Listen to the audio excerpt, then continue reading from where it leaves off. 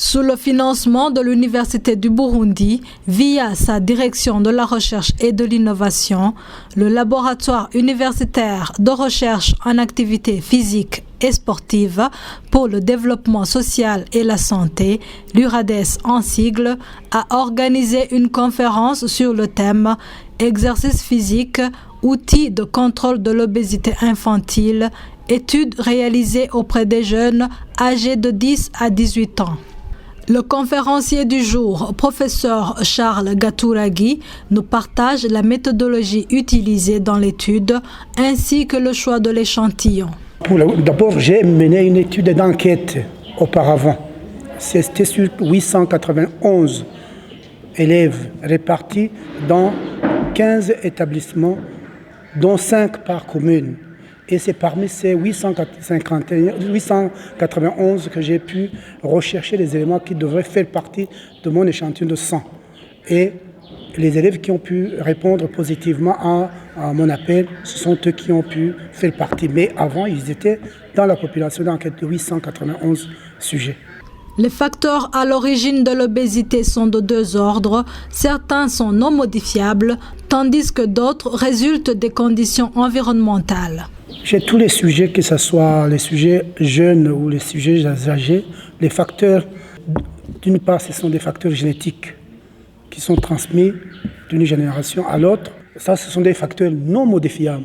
D'autres, ce sont des facteurs environnementaux qui sont notamment une mauvaise alimentation, une alimentation mal contrôlée, ainsi qu'un niveau d'activité physique bas, qui est l'équivalent d'une activité physique insuffisante ou bien une véritable sédentarité. Et ce sont ces deux-là qui prédominent dans le développement de la surcharge pondérale en général et de l'obésité en particulier.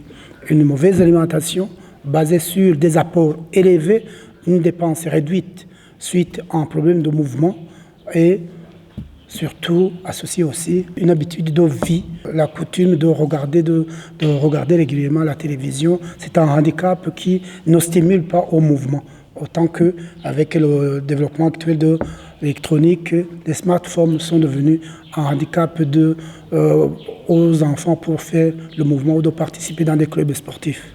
Les caractéristiques physiques sont un poids élevé, une obésité localisée surtout au niveau des parties périphériques, notamment au niveau de la joue, au niveau de la poitrine, au niveau de l'abdomen, au niveau des fessiers, au niveau des membres inférieurs et de temps en temps au niveau des membres supérieurs. Ce sont des gens qui sont toujours essoufflés parce qu'ils ne peuvent pas supporter une marche, surtout en montée.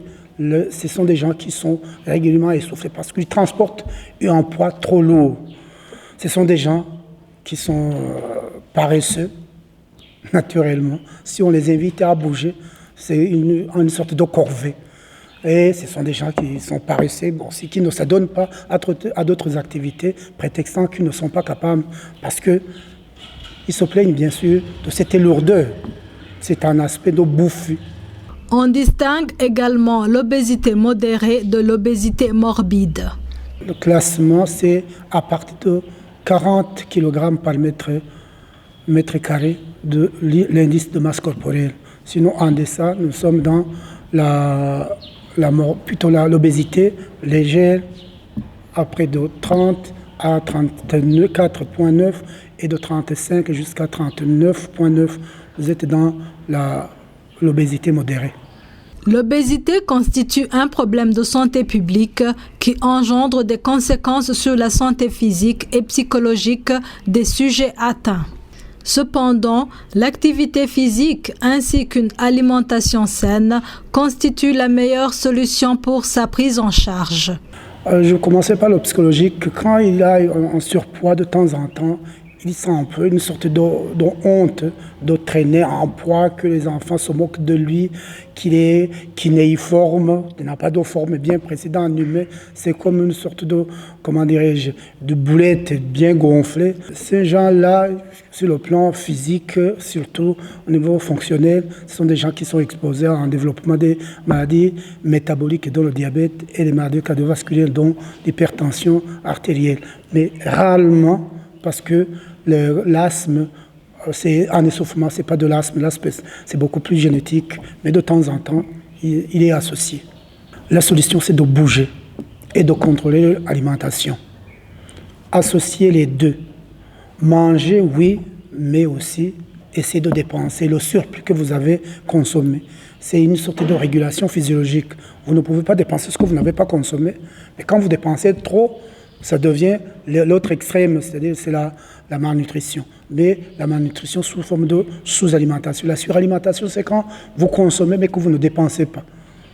Il faut toujours un équilibre, une homéostasie entre les apports et les dépenses. Bouger, et bouger de façon régulière et de façon contrôlée. Essayez de, bien sûr, trop c'est trop. Quand vous bougez trop, vous allez au-delà des limites et vous êtes en train de détruire votre santé.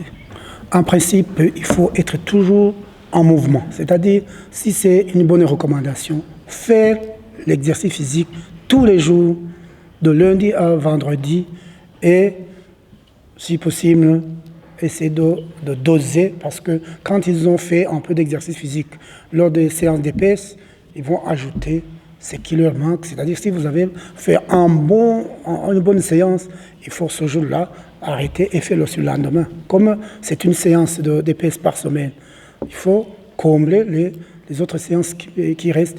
C'est de façon générale et optimale, il faut avoir 7 séances sur 7, d'une durée variant de 30 pour les sujets âgés et aller jusqu'à 40, 1 heure, il n'y a pas de problème.